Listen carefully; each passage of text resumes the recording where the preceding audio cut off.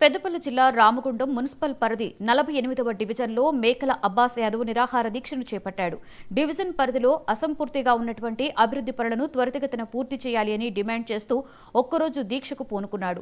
Division పరిధిలో జరిగినటువంటి స్కాప్ కుంభకోణంపై విచారణ జరిపి ఆ నిధులతో డివిజన్ అభివృద్ధి చేయాలి అని అబ్బాస్ యాదవ్ డిమాండ్ చేశారు. రోడ్డు సరిగా లేక ప్రమాదాలు జరుగుతున్నాయని, ప్రమాదాల బారిన పడి ప్రజలు ప్రాణాలు కోల్పోయే ముందే అధికారులు, పాలకులు స్పందించి రోడ్లు, డ్రైనేజ్ నిర్మాణ పనులు చేయాలని ఆయన కోరారు. నా పేరు మేకల అబ్బాస్ యాదవ్. 48వ డివిజన్లో ఉన్న అనేక సమస్యలపై పోరాటం కోసం ఈ నిరాహార దీక్ష చేయడం జరుగుతుంది. దీనికి కానీ వాళ్ళు స్పందించకపోతే ఈ నిరాహార దీక్ష కాస్త అమర నిరాహార దీక్ష చేయడానికి కూడా వెనుకపోయేది లేదు. డివిజన్లో ఉన్న రోడ్లు ఇన్కంప్లీట్ వర్క్స్ మీద నేను ఈ దీక్ష తీసుకోవడం జరిగింది. అలాగే మా డివిజన్లో అనేక సమస్యలు అధికారులకు మేము ఇంటిమేషన్ చేసినా కూడా వాళ్ళు పట్టించుకోలేదు.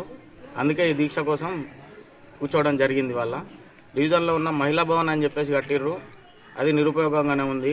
వెటనరీ హాస్పిటల్ ఉంది, అక్కడ ఎలాంటి ఫెసిలిటీస్ లేవు. ఒక 30-40 సంవత్సరాల చరిత్ర ఉన్న వెటనరీ హాస్పిటల్ మన కార్పొరేషన్లో ఉన్నది అది ఒక్కటే, దానికి ఎలాంటి ఫెసిలిటీస్ లేవు. మళ్ళీ దానికి గాను ఆ ఎన్నుకున్న 2 రూమ్లు మాజీ కార్పొరేటర్ తన సొంత పనులకు వాడుకొని ఒక గ్రంథాలయం అని చెప్పి రిజిస్ట్రేషన్ బోర్డు పెట్టిర్రు. గ్రంథాలయం అంటే ఏంటిది అనేది ఫస్ట్ ఆయన తెలుసుకున్నాక బోర్డుకు విలువ అనేది ఉండదు.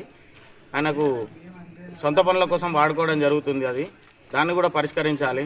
అలాగే మా 48వ డివిజన్లో మీ అందరికీ తెలుసు, గత 3-4 సంవత్సరాల కింద భారీ స్క్రాప్ కుంభకోణం జరిగిందని చెప్పేసి ఆ స్క్రాప్ కుంభకోణం కూడా త్వరగా పరిష్కరించి ఆ నిధులు ఏవైతే ఉన్నాయో మా డివిజన్ అభివృద్ధి కోసం వాడాలని చెప్పేసి మా యొక్క డిమాండ్ వాడాల తరపున కానీ ప్రజల తరపున కానీ. నా పేరు మేకల అబ్బాస్ యాదవ్. 48వ డివిజన్లో ఉన్న